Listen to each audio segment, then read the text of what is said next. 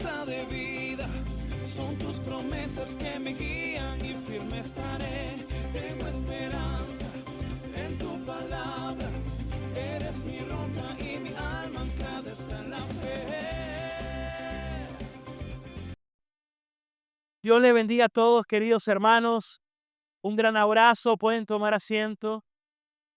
Aprovecho de saludar a los que están en nuestra sala de Baby y a los que están conectados a través de nuestro canal de YouTube. Muchas bendiciones para todos. Dios les bendiga en esta mañana a todos, queridos hermanos y amigos, todos los que nos acompañan hoy. Y si alguien hoy viene por primera vez, también le damos una calurosa bienvenida. Quiero que por un momento imaginemos un jardín. Imagina un jardín. En ese jardín, el jardinero planta semillas. El jardinero las riega. El jardinero las cuida con esmero. A primera vista, parece que el crecimiento de las plantas depende solo directamente del jardinero. Sin embargo, con el tiempo, las plantas más grandes y fuertes comienzan a ofrecer, escuche bien, comienzan a ofrecer ayuda unas a otras, dando sombra y protección a las más pequeñas. Sus raíces entrelazadas ayudan a estabilizar el suelo para todos. Las flores maduras desprenden semillas en ese viento que se esparce, permitiendo que la vida florezca en nuevos rincones de aquel jardín. Dice la palabra en Isaías 61:3.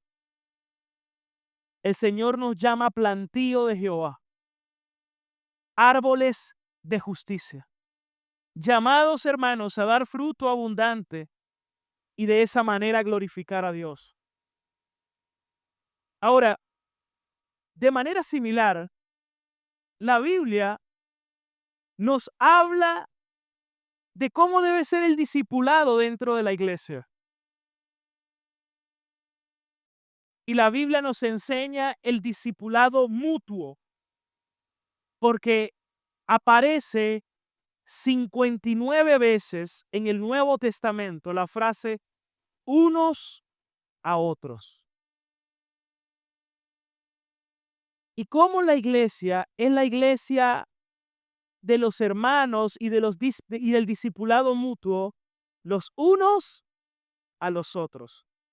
Quiero para ello que me acompañen a leer Romanos capítulo 15, versículo 14. Este es el texto que vamos a estar estudiando en esta mañana. La semana pasada terminamos el Evangelio de Juan. Estudiamos por un año todo el Evangelio de Juan. Me voy a tomar unas 3-4 semanas para algunos temas importantes y vamos luego a comenzar otro libro de la Biblia.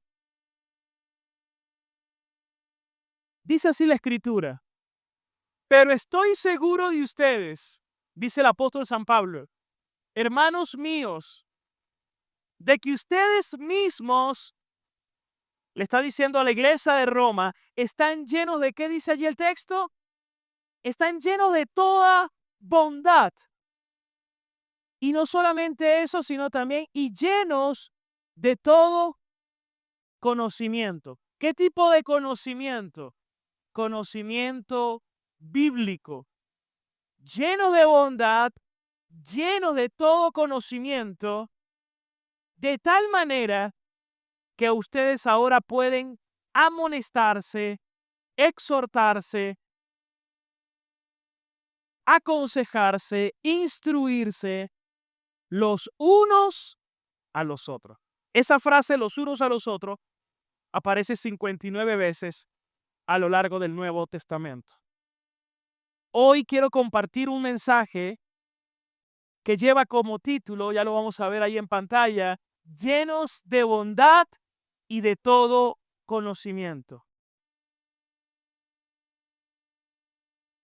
Para los que no saben,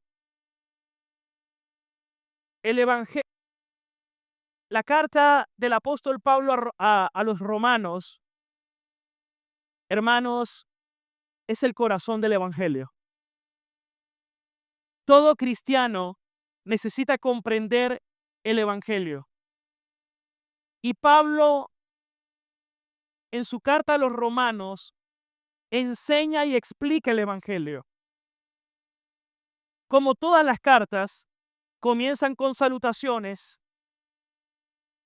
luego viene planteamientos del problema, luego el desarrollo de la doctrina, y luego viene la parte práctica y conclusiva de la carta. Y por supuesto, las despedidas. Y este capítulo 15 ya es la etapa conclusiva. Es ahora la parte práctica.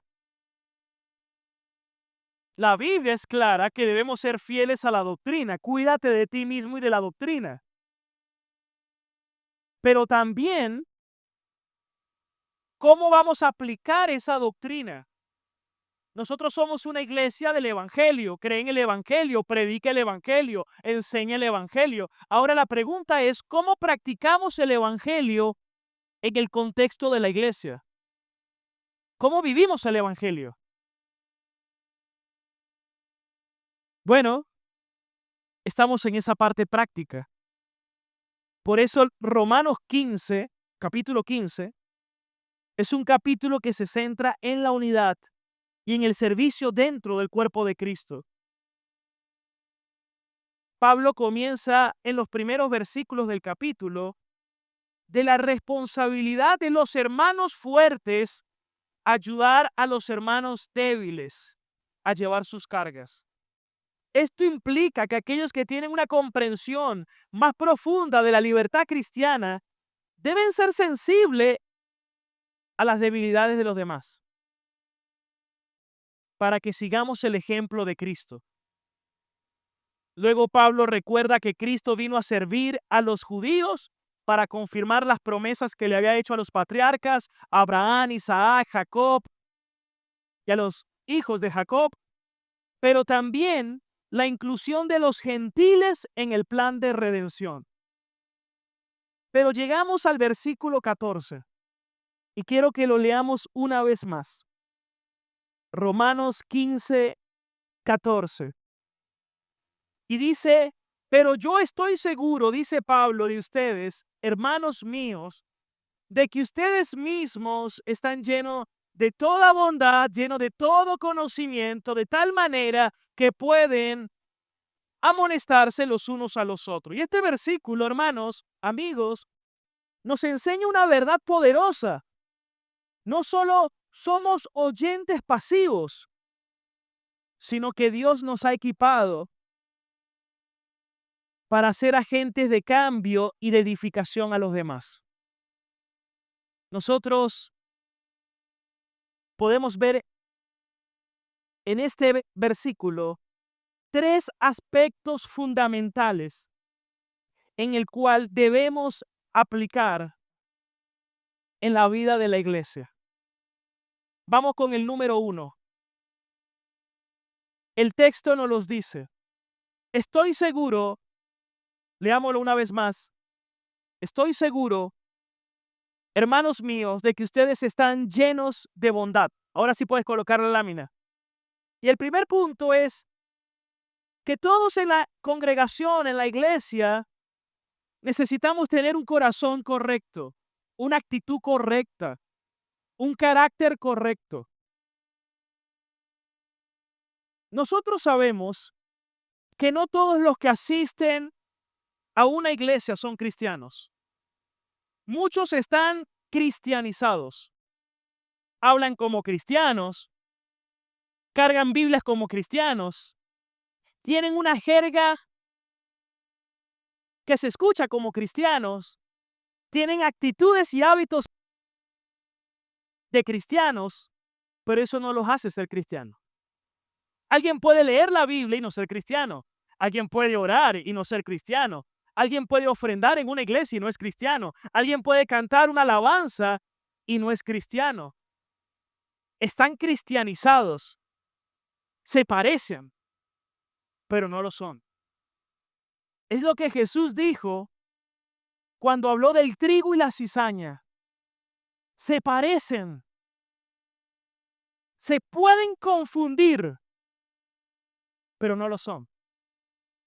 Y esto tenemos que tenerlo claro, hermanos. No todos los que asisten a la congregación son verdaderos cristianos. Jesús dijo, por sus frutos los conoceréis. Por su fruto.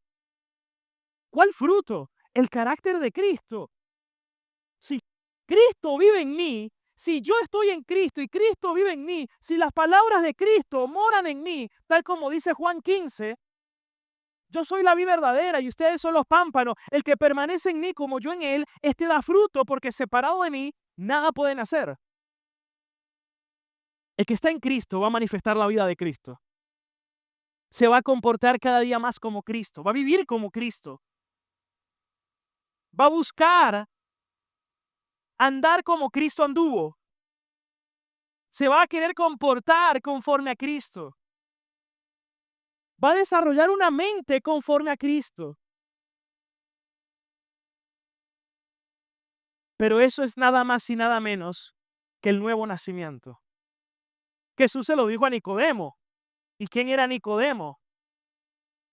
Era nada más y nada menos que era fariseo, sí, pero también era miembro del Sanedrín, sí, pero dice la palabra que era principal de la sinagoga, sí, pero Jesús dijo algo, le dijo a Nicodemo, si tú siendo el maestro de Israel, lo llamó el maestro de Israel, Nicodemo no era cualquiera. Y aún con todo y eso, Jesús le dijo, si tú no naces de nuevo, tú no puedes ver el reino de Dios. Alguien puede haber nacido en un hogar cristiano, pero eso no lo hace ser cristiano. Es más, si alguien enseña eso es una herejía que se llama pelagianismo y es una herejía condenado en la historia del cristianismo. Mis hijos, yo los instruyo en la palabra, los corrijo en la palabra, oro por ellos, los enseño, pero mi oración a diaria es que ellos puedan llegar a conocer verdaderamente al Señor y que se conviertan verdaderamente al Señor. Hay algunos que enseñan heréticamente como una monarquía el cristianismo o como que ya automáticamente son cristianos. Hermanos, eso es un terrible y grandísimo error. Necesitan conocer a Cristo. Nuestra tarea como padres es instruirlos en el Señor. Instruye al niño en el camino para que cuando sea viejo no se aparte de él. Obviamente, proverbio no es un absoluto, son consejos sabios en la plena sabiduría de Dios. No es necesariamente alguien, porque tú lo hayas instruido, necesariamente tiene que ser cristiano, pero sí hay una propensión, hermano, y está allí instruyéndolo. Y Dios utiliza su gracia para que a través de esa instrucción puedan llegar, por la gracia y misericordia del Señor, llegar a conocer el Evangelio, pero la salvación sigue siendo del Señor. Ahora, piensen en esto, hermanos. Alguien puede estar cristianizado, pero no es cristiano. Tiene que nacer de nuevo. ¿Y qué es nacer de nuevo? Es nacer verdaderamente espiritualmente. Y tuvo que haber habido un verdadero y profundo arrepentimiento. Y tiene que haber un verdadero fruto del carácter de Cristo en esa persona. Un amor por la verdad. El que me ama guarda mis mandamientos. Eso es lo que dijo el Señor. Y ese es el nuevo pacto. Les daré un nuevo corazón. Quitaré el corazón de piedra y daré un corazón de carne y les daré un espíritu nuevo y derramaré mi Espíritu Santo para que anden en mis leyes y estatutos. Ezequiel, capítulo 36, versículo 26. Tiene que haber esa regeneración espiritual. Muchas veces nos enseñaron incorrectamente que solamente por tú haber hecho una oración ya automáticamente eres salvo, y no necesariamente. No es solamente por repetir una oración, y a veces algunos están obligados. Vamos, no se escucha, dilo más duro. O como hoy se convirtieron tanto. ¿Cómo tú sabes eso? Esa es una obra de Dios. Eso no lo sabemos nosotros. Lo más que podemos llegar a saber en el tiempo son los frutos. Lo que la Biblia nos exhorta que debemos predicar, Lucas 24:47, es arrepentimiento y perdón de pecados. Pero oiga esto. ¿Qué dice Pablo de cómo debe ser una cultura en la iglesia? Pablo está diciendo que la consejería y la amonestación no solamente es para los ancianos de la iglesia o para los diáconos. Cuando me refiero a ancianos, me refiero a pastores. No, hermanos. Al fin debe ser para todos en la iglesia. No es que nada más haya un departamento de los que dan consejería. No, volvamos a leer Juan 15:14. Perdón, Romanos 5:14. En Romanos 15:14 dice, estoy seguro que ustedes están llenos de bondad y de todo conocimiento, de tal manera que ustedes pueden amonestarse como los unos a los otros. Es más, soy pastor de la iglesia, pero también soy una oveja. Y si también incurro en una falta, hermano, yo necesito también ser disciplinado. Y si mis hijos en algún momento incurren en una falta, también necesitan ser disciplinados. El padre, quien ama, corrige y disciplina. Unos a otros. Hoy en día eso nos enseña. Hoy en día presentan a los pastores como los supermanes, así distantes, ellos sí son los santos. No, hermano, todos. Algo que nos enseña la Biblia es que no hay ni uno solo justo, que no hay ni uno solo bueno, que todos hemos pecados, que todos fuimos destituidos de la gloria de Dios. Aquí todos somos salvos, hermanos, por la gracia de nuestro Señor. Entonces, pero la Biblia sí me dice aspectos que debemos tener en cuenta para esto. Número 1, dice que debemos ser llenos, de bondad. ¿Y qué es eso? Bueno, benevolencia, desear el bien a otro, ayudarle. Lo que nos debería motivar siempre debe ser el amor al prójimo. Amarás al Señor tu Dios con toda tu alma, con toda tu mente, con todo tu corazón, con todas tus fuerzas, y amarás al prójimo como a ti mismo. Es más, Pablo dice que el amor es el cumplimiento de la ley, que cuando el amor de Cristo ha sido derramado en el corazón, tú guardas los mandamientos porque es el amor ágape que proviene de Dios que hace que tú puedas amar a los hermanos. Una persona que no ha sido regenerada y que Dios no ha derramado su amor en su corazón, no va a amar. Su amor es carnal y egoísta. Es carnal y egoísta. El verdadero amor es el que viene de Dios. Por eso la vida cristiana no es difícil de vivir. Es imposible. Repito, la vida cristiana no es difícil de vivir. Es imposible. Y usted dirá, pastor, ¿pero por qué imposible? Porque nadie en sus propias fuerzas puede. La única manera de poder es por la obra del Espíritu Santo que habita en mí, que me transforma a la imagen de Cristo para hacer lo que Dios puede producir en mí para que yo haga, porque yo no podría por mí mismo.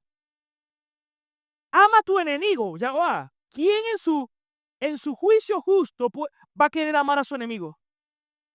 ¿Va a querer bendecir al que lo maldice, hermano? No, a menos que el Señor haga la obra en esa persona, la obra del Espíritu Santo en esa persona. Ahora bien, aquí vemos que debemos ser llenos de toda bondad.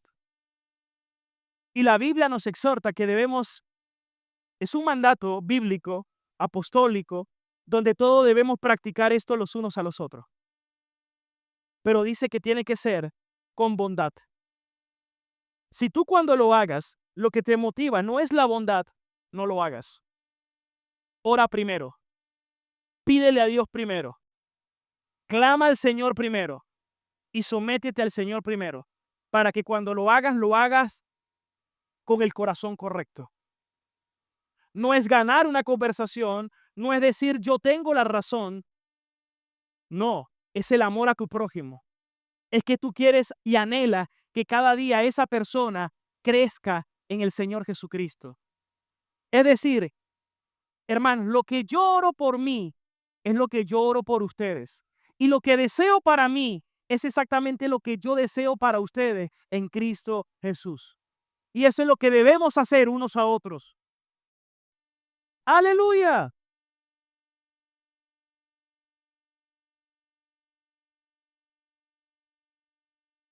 Pero esto ya es una obra de Dios. No es fácil que alguien venga a una consejería y te diga, pastor, tenemos un problema. Yo le digo a mi esposa que soy yo el del problema, pero ella me dice que es ella también. No, casi nunca, ¿no? Casi siempre es, no, yo tengo la razón, no, él está equivocado. ¿Por qué? Porque para el corazón caído es más fácil ver la paja del otro que la viga propia.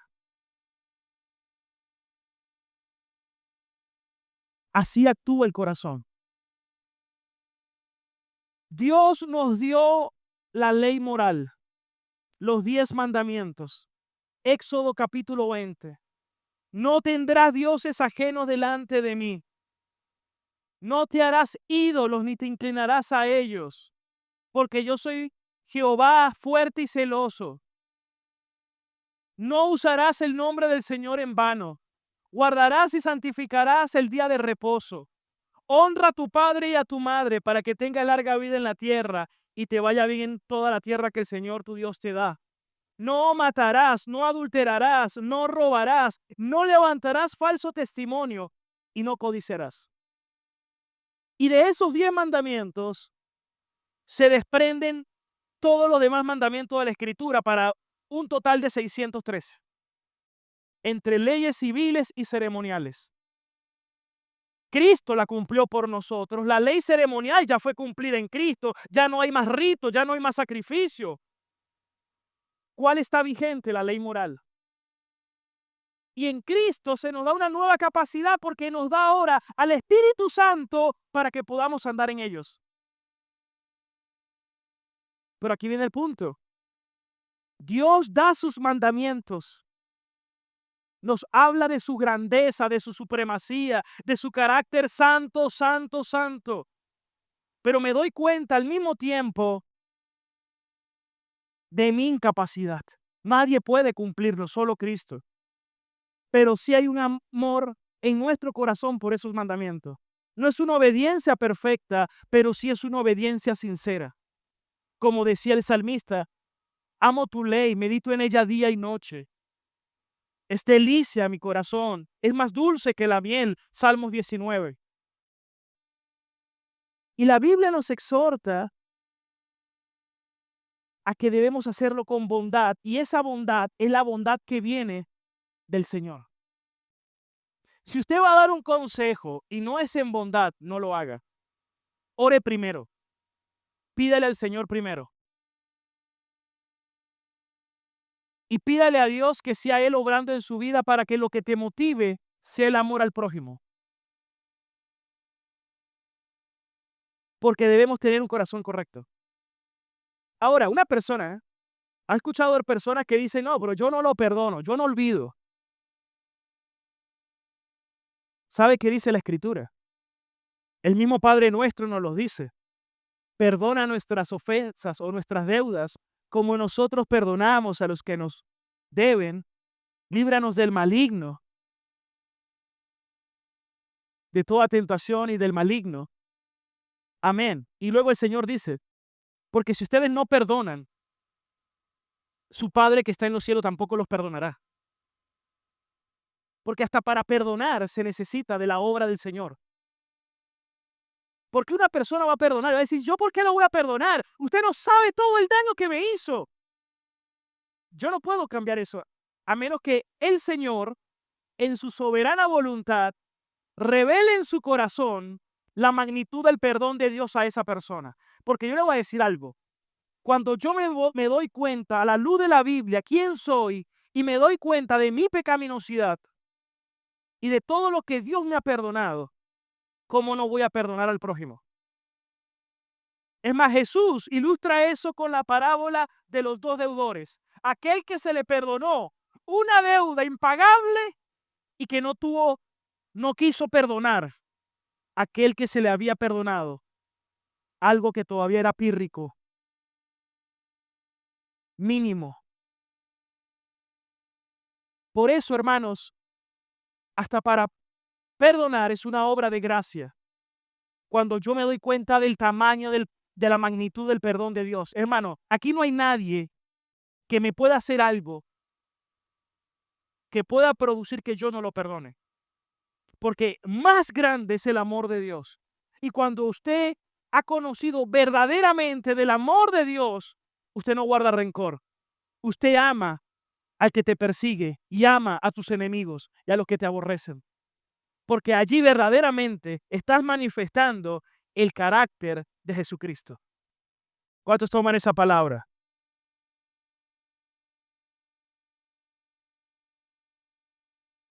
Entonces, volvamos a Romanos 15:14. Todos atentos. Debemos estar llenos de ¿qué?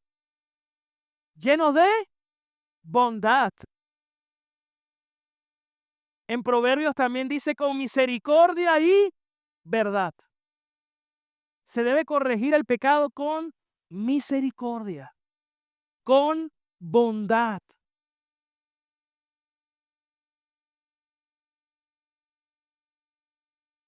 No es que le vas a caer a tablazo, ¿no? No, misericordia, bondad.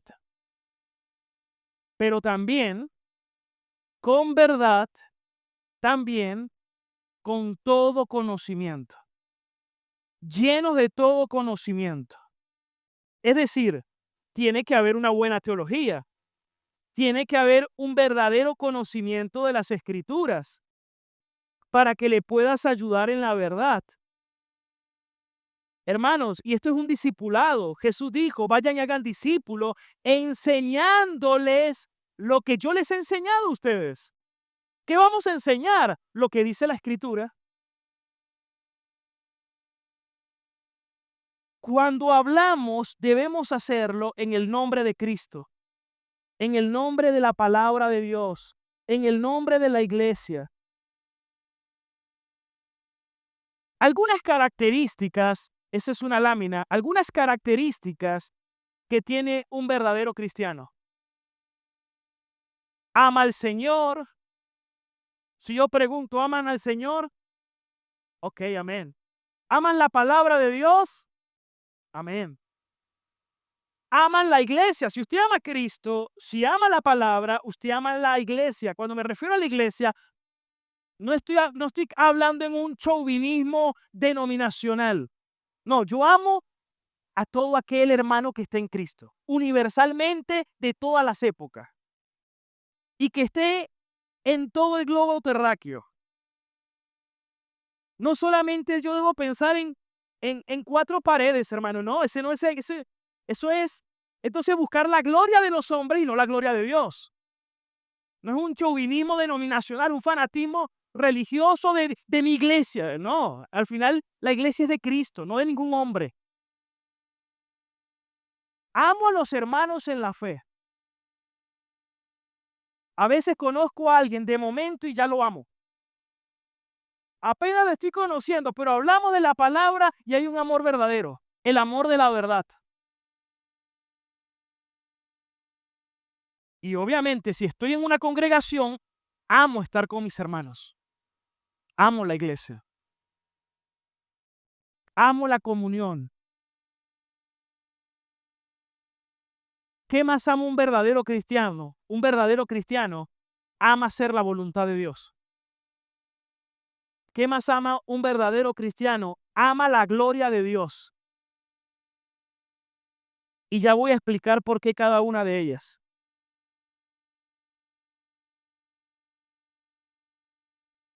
¿Por qué, hermanos? Porque cuando la gente llega a la iglesia, viene con problemas. Incluso alguien puede tener tiempo en la iglesia y está pasando un problema, una situación, como usted lo quiera llamar. Pero yo debo garantizar que si lo voy a ayudar, debo hacerlo lleno de bondad, pero también lleno de todo conocimiento, dice Pablo. Y en Venezuela, en Latinoamérica, sobre todo, aunque eso le pasa a todo el mundo según la propia escritura, A la gente le gusta aconsejar. Y en Venezuela más. Usted le dice a ella, mira, estoy pasando, la gente te va a dar un consejo. Te va para la peluquería y le van a dar consejo. ¿Hay alguna peluquera aquí? Ojo, no, están jugando, ¿no? O usted está con alguien en el trabajo y te van a querer dar un consejo. La gente le gusta dar consejos. Pero yo le voy a decir algo. Bíblicamente, si usted va a dar un consejo, usted debería darlo basado en la Biblia. Si usted es cristiano, usted ama a Dios, ama la palabra, ama la iglesia, ama hacer la voluntad de Dios, no la suya. Ama la gloria de Dios. Pero hoy en día estamos en unos tiempos donde a veces la gente llega a una iglesia y pregunta, ¿y aquí hay algún psicólogo? Y ojo, no estoy en contra de los psicólogos para nada, en ese sentido. Lo que estoy en contra es de ese pensamiento no cristiano, no bíblico, porque lo que debería yo considerar como suficiente para la consejería debería ser la palabra. Si yo estoy diciendo necesito un psicólogo, es porque yo estoy diciendo que la escritura no es suficiente y no tiene todo lo que yo necesito para mi situación. Entonces alguien puede decir, creo en la Biblia, pero en su vida práctica no creo. Porque cree que no tiene todo lo que necesita. Y mira lo que dice, por ejemplo, segunda de Timoteo 3:15. Vamos a leerlo. Pablo le dice a Timoteo, Timoteo, tú desde la niñez, tú has sabido, tú has conocido las sagradas escrituras porque fue instruido por su madre y por su abuela, las cuales te pueden hacer sabio. ¿Sabio para qué? Para salvación. Por la fe en Cristo Jesús, versículo 16. Y dice, toda la escritura es que inspirada por quién? Por Dios, es soplada por Dios, es exhalada por Dios, es respirada por Dios. ¿Y es útil para qué? Número uno, ¿para qué? Para enseñar. Número dos, para redarguir, te confronta. Número tres, para corregir. Número cuatro, para instruir en toda justicia. Versículo 17. A fin de que el hombre de Dios sea ¿qué? Perfecto, un sinónimo, maduro. La Biblia tiene todo lo que necesita la palabra de Dios para que tú seas perfecto y maduro espiritualmente. Y dice enteramente preparado, no dice parcialmente o un poco preparado, dice completamente preparado. Pero hay muchas personas que van a una iglesia y lo que escuchan es filosofía de hombre, psicología. Y más gente dice, wow, hey, él es psicólogo. Lo que la Biblia me pide que yo debo predicar en una iglesia es la palabra de Dios. Es la palabra, no filosofía de hombre. Aparte que Freud, Carl Jung, Skinner, los padres de la psicología, todos eran ateos y aborrecían a Dios. Y la psicología lo que tiene es un poquito más de 100 años. Pero hoy en día la gente quitó la escritura del púlpito. Hoy en día enseñan es motivación de hombre, palabras motivacionales, Daniel Javif, horóscopo. Eso es lo que enseñan. Te va a ir bien, viene una nueva temporada. ¿Qué es eso? ¿Qué te crees, Walter Mercado o qué? Eso no es la Biblia.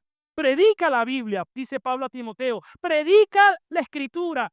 Enseña a tiempo y fuera de tiempo. ¿Qué es lo que debemos enseñar? La palabra de Dios. No liderazgo, no John Maxwell, no modelos de hombre, tampoco testimonio de hombres. Tenemos que predicar es a Cristo y a Cristo crucificado, dice Pablo. Debemos predicar el evangelio de nuestro Señor Jesucristo. ¿Cuántos toman eso, hermanos?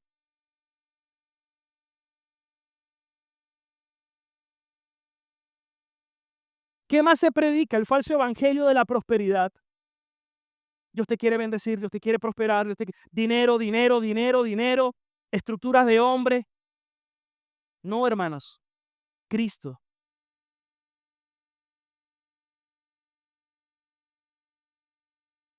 Y si yo amo a Dios, yo voy a amar hacer su voluntad. Viene una persona, pastor, tengo una situación, dígame. Me gusta un muchacho. Ah, ok, muy bien. Qué bueno. ¿Qué más? Bueno, es que es muy lindo, muy simpático. Ah, muy bien. Qué bueno. ¿Qué más? No, muy bien, pastor, de verdad, qué bueno. Ay, ¿y dónde se congrega? Bueno, pastor, usted sabe que, bueno, él cree en Dios. ¿Sabe? Esa persona no le interesa a Dios. No le importa a Dios. No le importa la palabra de Dios. ¿Sabes por qué? Porque la Biblia dice que tú no te debes unir a yugos desiguales. Yugos desiguales. Y si tú lo haces, no solamente estás violando su palabra, sino que eso te va a traer consecuencias a futuro que seguramente en muchos casos terminan en divorcio, terminan en problemas, terminan en caos, porque no siguieron el orden del Señor. Claro, yo no se lo voy a decir primeramente así, ¿no? Primero, Marcel, lleno de bondad. Pero después tengo que ir con la palabra y redireccionarlo la palabra. Eso pasa para todas las áreas. Pastor, estoy mal, vengo muy deprimido, vengo afectado. ¿Qué pasa, hermano? Mi negocio está quebrado. Me va muy mal ahorita. Esa persona necesita consuelo, ¿cierto? Hay que consolarlo y darle consejo bíblico. Es más, me he metido en muchas deudas y no las pago. Él cree que su problema es dinero. Pastor, necesito un préstamo, necesito ayuda. Es más, él necesita la ayuda de Dios. Necesita conocer la verdad, necesita aprender a aplicar la palabra. Porque si ha tenido problemas con el dinero y me está pidiendo dinero o quiere que le ayuden con dinero, es como que ven un alcohólico y diciéndome necesito alcohol. Él necesita conocer también de administración bíblica, a tomar buenas decisiones. Pero entonces viene un consejero y le dice, todo lo puedes en Cristo que te fortalece. Y le dice, ¿crees eso? Y puede decir amén. ¿Quién dice amén? Pero no, hermano, así no es.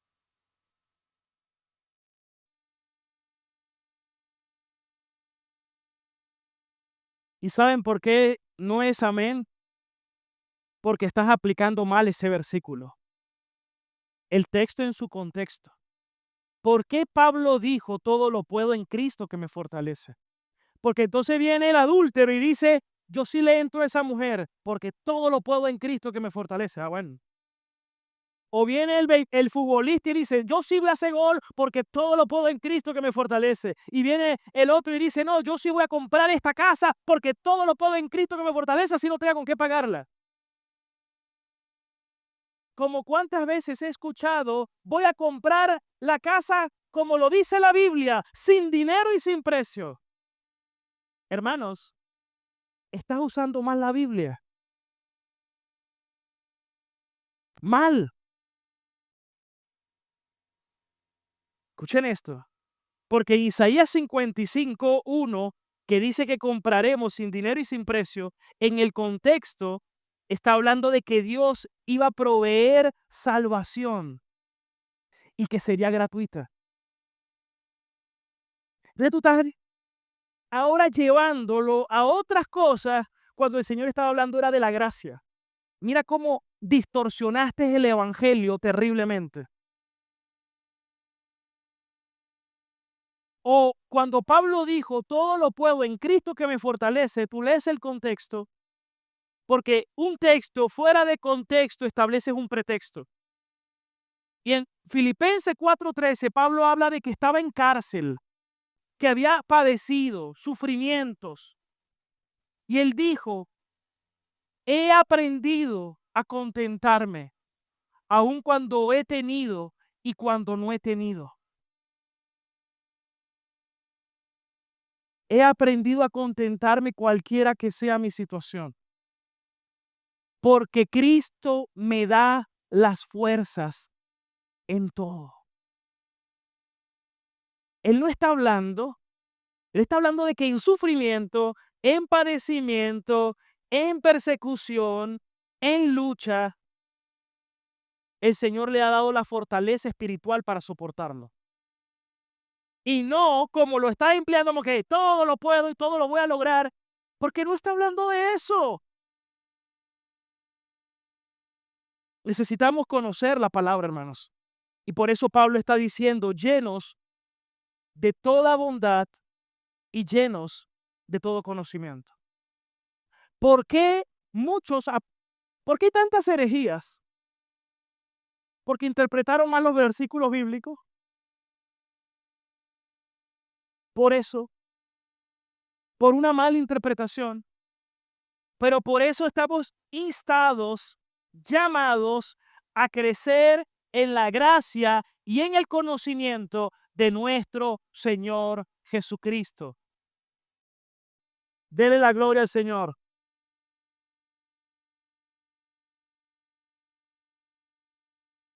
Conozco a mucha gente que siempre anda en deuda y siempre lo que dice es que está dando pasos de fe. No, están de pasos irresponsables y no paga y queda mal, da mal testimonio. Y ojo, no se vaya a molestar, hermano. Por favor, tómelo de parte del Señor y con un corazón dispuesto y humilde para aprender. Todos estamos aquí, todos aquí somos ovejas, todos estamos creciendo, todos necesitamos crecer en la gracia del Señor.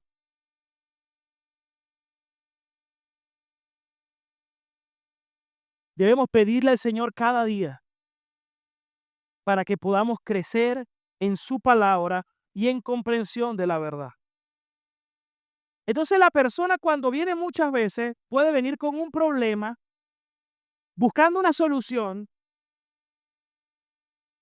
Es más, hay personas que llegan diciendo, pastor, es que yo vengo herido. Yo necesito que esa persona conozca a Cristo. Porque la psicología que ha permeado a la iglesia te dice, tienes que sanar. Pero ¿sabes qué te dice la Biblia? No te dice tienes que sanar.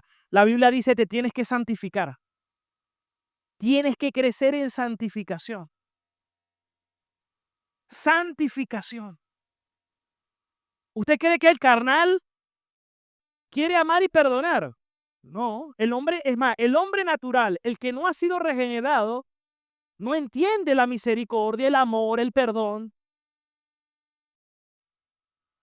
Por eso necesitamos cada día conocer al Señor, hermanos. Tiene que crecer en santificación. Ahora, esto es para el contexto de la iglesia. Pablo le está hablando a la iglesia. Supongamos que a mí me dicen, pastor, quiero que por favor ayude a mi amigo. Él es cristiano, creyente. No, pastor. Ok. La pregunta es, ¿en qué se debería centrar primero la consejería? ¿En resolver el problema? No. Aparte que la consejería nunca es para resolver el problema. Pero esa persona lo primero que necesita es conocer a Cristo. Tiene que ser evangelizada. Y si usted es cristiano y te ha pasado una situación, yo lo que debo hacer es llevarte a lo que dice la Biblia, llevarte a lo que dice la palabra, de cómo deberíamos vivir, de cómo deberíamos andar, de cómo deberíamos comportarnos a la luz de la Escritura. ¿Cómo debería ser un matrimonio bíblico?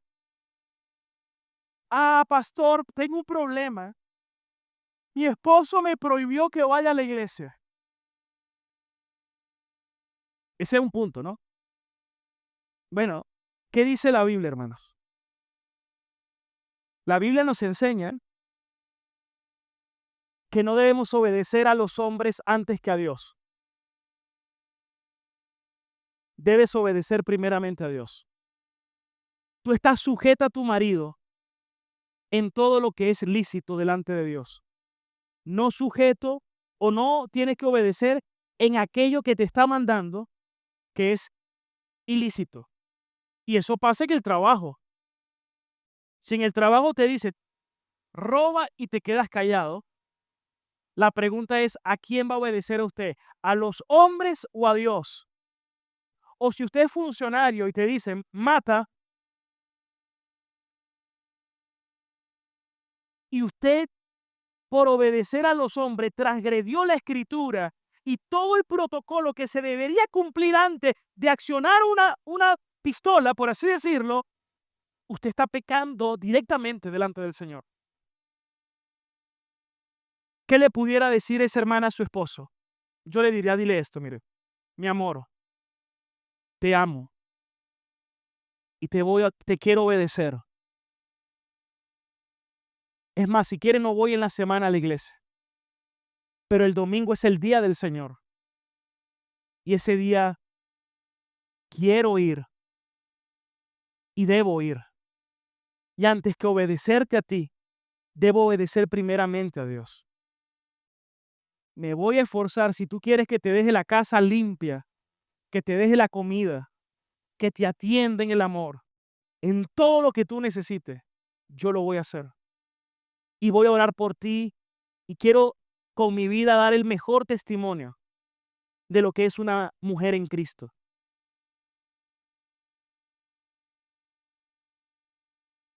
Otra persona llega, pastor,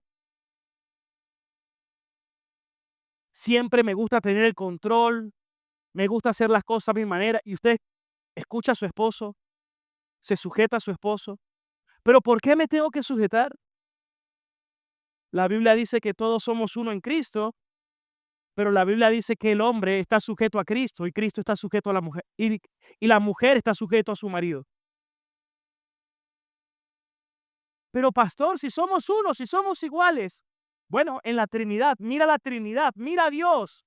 Dios es Dios Padre, Dios Hijo, Dios Espíritu Santo, una sola sustancia, tres personas, divinos, iguales, pero el Hijo se sometió con agrado a la voluntad del Padre. Y la Biblia me dice que debemos seguir el mismo modelo de Cristo y andar como Él anduvo. Podemos sujetarnos también por amor a Cristo. Y dice al hombre que está llamado a amar a su esposa de una forma tan sacrificial como Cristo amó a la iglesia, que dio su vida por ella. El hombre está llamado a dar la vida por su esposa.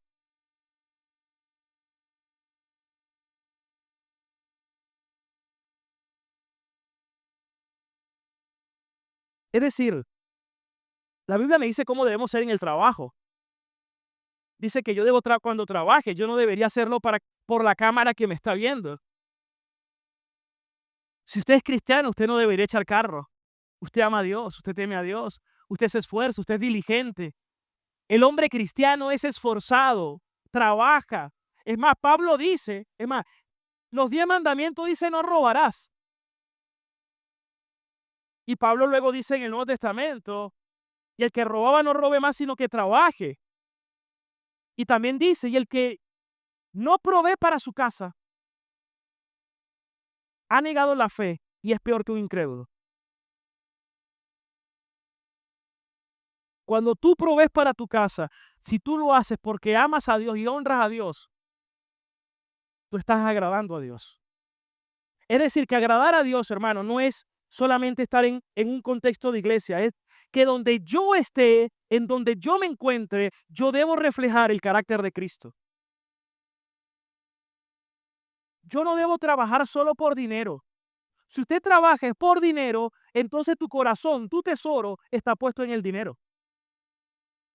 Tú deberías trabajar porque tú quieres glorificar a Dios y tú quieres honrar a Dios. Y si tú estás en un trabajo, tú deberías ser agradecido y no quejándote, porque la Biblia dice que no es provechoso.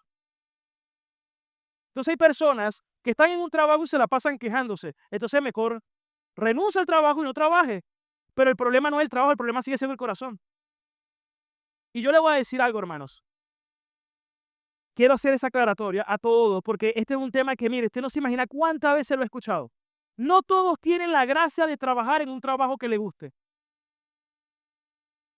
Si usted le pregunta aquí a la mayoría, ¿usted está en el trabajo que le gusta? Muchos te van a decir que no. Si yo le preguntara, ¿le gustaría tener un mejor trabajo? O un mejor, si está en una empresa, tener una mejor empresa. Y si está en su trabajo, ¿te gustaría un mejor lugar en el trabajo? Todos dirían, mire, la mayoría diría que sí. Pero nosotros creemos en la providencia divina. Y la providencia divina es que Dios gobierna todas las cosas. No cae un pajarillo al suelo si no es por la voluntad de Dios. Si Dios tiene control del pajarillo y tiene control de los cabellos que tengo en mi cabeza, también tiene control de donde yo trabajo. Ojo, no todos tenemos la oportunidad de trabajar en lo que realmente quisiéramos trabajar. Pero yo debo ser agradecido porque ese ha sido el lugar que Dios ha usado para proveerme. Y debo hacerlo de buena manera. Gloria a Dios, aquellos que trabajan donde quieren estar. Gloria a Dios. Pero si usted está en un lugar donde no, dele gracias a Dios y glorifíquelo allí y manifieste el carácter de Cristo allí. Si usted es un empleador que tiene personas a su cargo, usted tiene que hacerlo para Dios, no para sí. Y usted no debe tampoco aprovecharse de los empleados, ni maltratarlos, ni solamente pensar en tus intereses. Porque tú amas también y tú no solamente velas por ti, porque todos un día le vamos a dar cuenta a Dios por todo. Nadie debería aprovecharse de nadie. Es más, yo como pastor tengo temor de Dios, hermano. Y le pido que cada día sea mayor. ¿Por qué? Porque yo también sé que como pastor yo no me debo nunca aprovechar de una oveja. Ni para coaccionarla, ni para manipularla, ni yo soy dueño de las ovejas. Pedro dice, no se enseñoreen sobre las ovejas. Y hay pastores que se aprovechan de las ovejas. Hay pastores que tienen a las ovejas como un séquito de servidores, sirviéndole a sus propios intereses. Pero el día que les presenta la Biblia y le dices que algo no es bíblico, ese día te odian y te aborrecen. Hermanos, todos le vamos a dar cuenta a Cristo. Y todos debemos poner la mirada en Cristo. Hijos, obedezcan y sujétense a su padre. Eso es agradable a Cristo. Padres, no exasperen a sus hijos, críenlos en el temor de Dios. Eso es agradable a Cristo. Incluso un gobierno. Sé que puede sonar duro, hermano. Pero la Biblia es clara que Él es el que pone y quita reyes. Él es el que pone y quita, no nosotros. Y si Dios los tiene para sus propósitos, yo debo sujetarme a la autoridad de Dios. Dice Romanos 13 que toda autoridad ha sido puesta por Dios. Y el que resiste a la autoridad, a Dios resiste. Cuando se escribió esto, estaba el Imperio Romano, uno de los más atroz. Y Pablo lo escribió en ese contexto. Porque la vida de nosotros no está en las manos de ningún hombre. La vida de nosotros está en las manos de Dios. ¡Aleluya!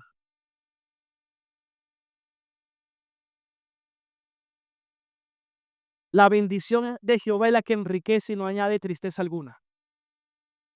Yo necesito crecer en esa mente bíblica para poder dar un consejo. Aquí vienen las amonestaciones. Si tú quieres dar un consejo y tu consejo no es bíblico, no lo des. Quédate callado. Si tú vas a decir algo y eso que estás diciendo no es bíblico, no lo des. Porque si tú eres un verdadero cristiano, tú amas a Dios, tú quieres hacer la voluntad de Dios, tú quieres dar el consejo de Dios. Porque si una persona no estudia la Biblia, hermano, ¿qué consejo va a dar? Sus pensamientos.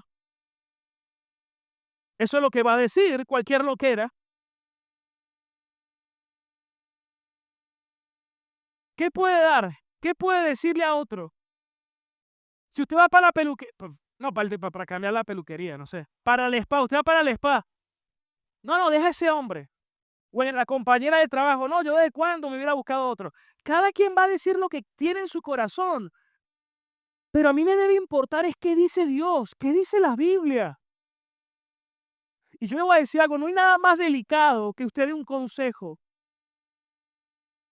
y que por tu consejo tú puedes afectar vidas y familias.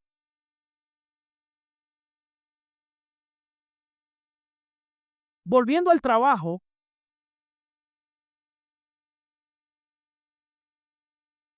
conozco mucha gente que dice, no, yo no trabajo porque es que gano muy poquito, pastor. ¿Y desde cuándo no trabaja? Uf, 2 años. Hermano, usted ha negado la fe y es peor que un incrédulo. Porque así usted ganará $50 o $100. Usted tiene que llevar algo para su casa. Y eso lo dice la Escritura. Póngase a trabajar y cumpla su rol de hombre. Si usted verdaderamente teme a Dios y ama a Cristo. Y hay gente que son cristianos y tienen un trabajo. No, me tengo que ir. ¿Por qué? Porque hoy tengo vigilia, porque tengo aquello, porque tengo lo otro. Lo van a votar. Lo van a votar, hermano.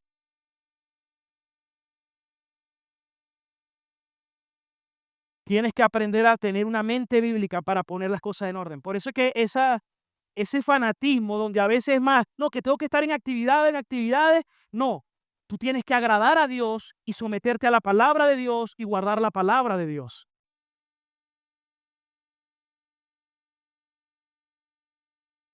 Hay personas que han descuidado su matrimonio, han descuidado sus hijos, han descuidado su trabajo.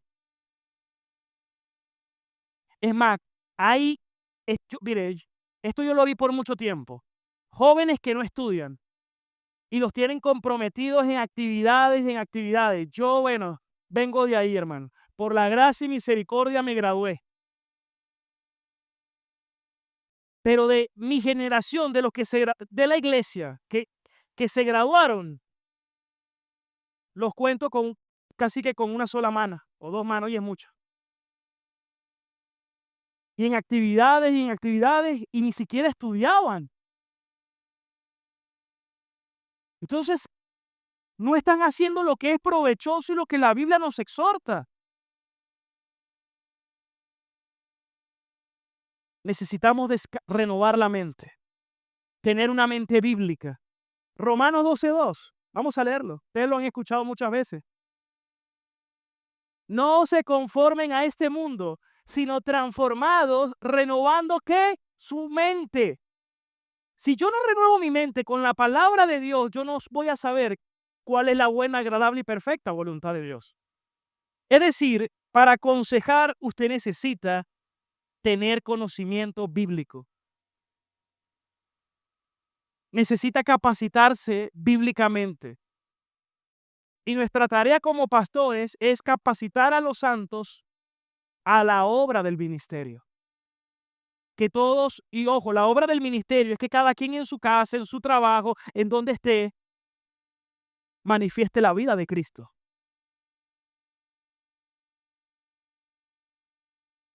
Si no, ¿qué le vas a decir a la persona?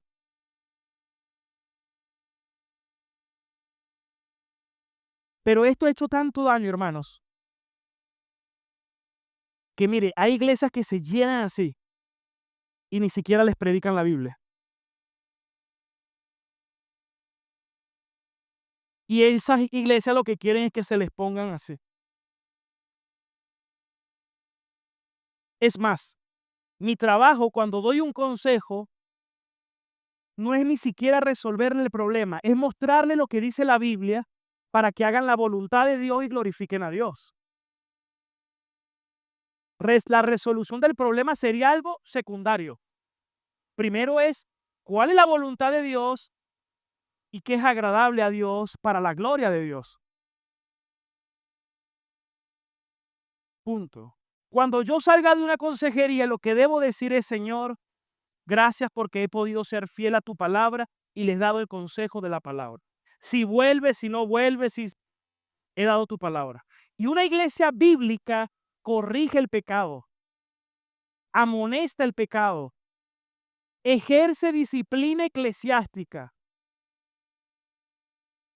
Pablo es claro en 1 Corintios 5, ya yo he juzgado ese caso, expulsen a ese perverso para que se salve su alma. Es más, dice el texto, entréguenlo a Satanás para la salvación de su alma. Y entregarlo a Satanás es excomulgarlo de la iglesia para que en ese proceso se pueda arrepentir. Pablo exhorta a la iglesia porque esa persona estaba acostándose con la mujer de su padre. Y la iglesia no había dicho nada, se quedó callada.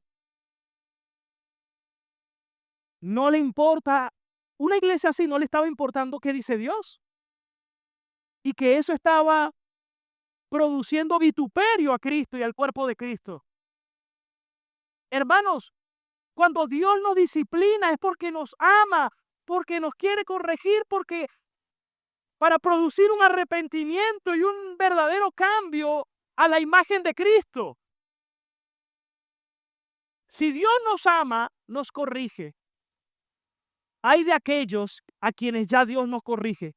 Dice Romanos 1 que ya los entregó a pasiones vergonzosas. Pero cuando Dios ama, corrige y disciplina. Pero por eso necesitamos también ser fieles a Dios y a su palabra. Señor, hemos sido fieles a tu palabra. Lo hemos hecho con bondad y con el conocimiento de tu palabra. Y con la obra del Espíritu Santo. Porque no es en mi fuerza que la gente va a cambiar. Usted da el consejo. Usted puede orar por ello. Te lo puede acompañar. Pero quien convence de justicia, juicio y pecado y quien hace producir un verdadero fruto es el Señor. Es el Espíritu Santo. No nosotros. Nosotros no somos Dios. Quien transforma es el Espíritu Santo de Dios. ¿Cuántos dicen amén, hermanos?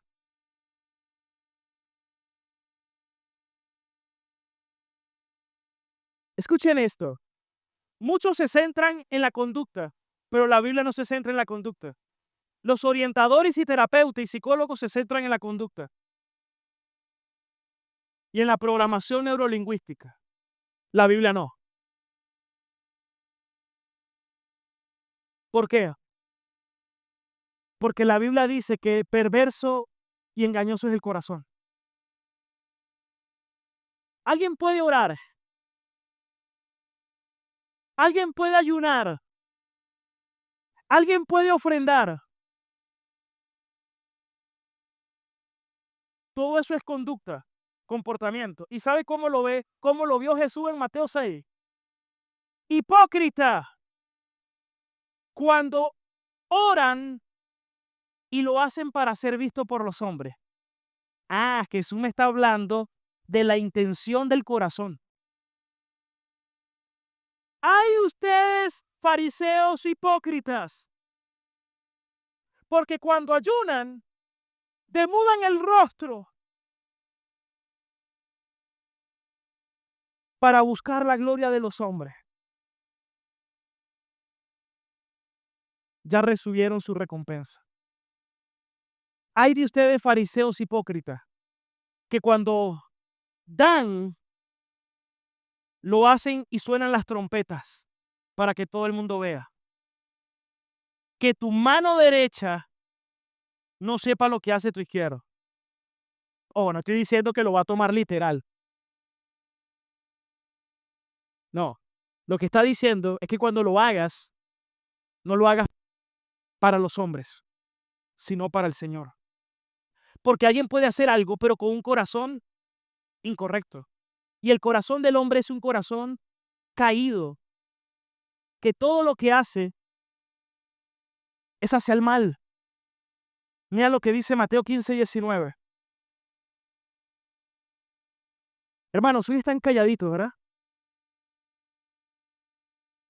Hay un silencio reverente. Mateo 15:19. Vamos a leerlo. ¿Qué sale del corazón? Dijo el Señor. Porque del corazón, ¿qué sale? Los malos pensamientos. ¿Qué más sale del corazón? Los homicidios. A ver, ¿cuántos aquí han cometido homicidios? Ustedes no han cometido homicidios. ¿Acaso no dijo el apóstol San Juan que cuando usted ha aborrecido a un hermano o se ha enojado con un hermano, ha cometido homicidio?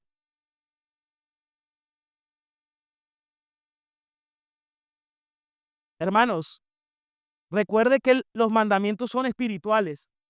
Moisés dijo, no adulterarás. Jesús dijo, cualquiera que haya adulterado en su mente, con sus ojos, ya cometió adulterio en su corazón. Es decir, que aquí todos hemos cometido en algún momento homicidio, en algún momento hemos codiciado con los ojos y por ende hemos adulterado, hemos deseado algo en nuestro corazón, hemos deseado algo ajeno, ha visto algo de un vecino y lo deseaste en tu corazón y porque él sí yo no. Y hasta eso es robar ya. Y todo eso sale ¿de dónde? Del corazón. Por eso la obra de Dios tiene que ser ¿dónde? En el corazón.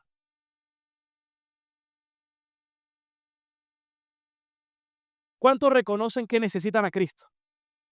¿Cuántos reconocen que necesitan la gracia de Dios y ser transformados?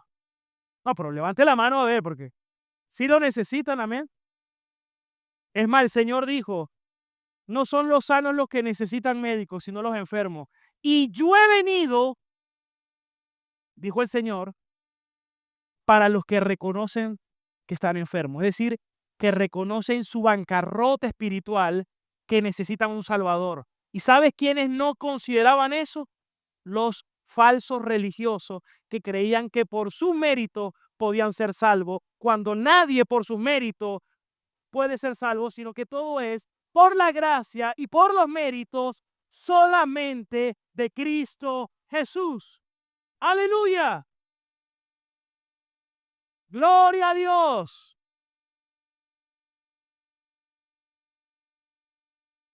La próxima semana continuamos. Vamos a estar de pie. Tengo un ancla, ancla de vida, son tus promesas que me guían y firme estaré.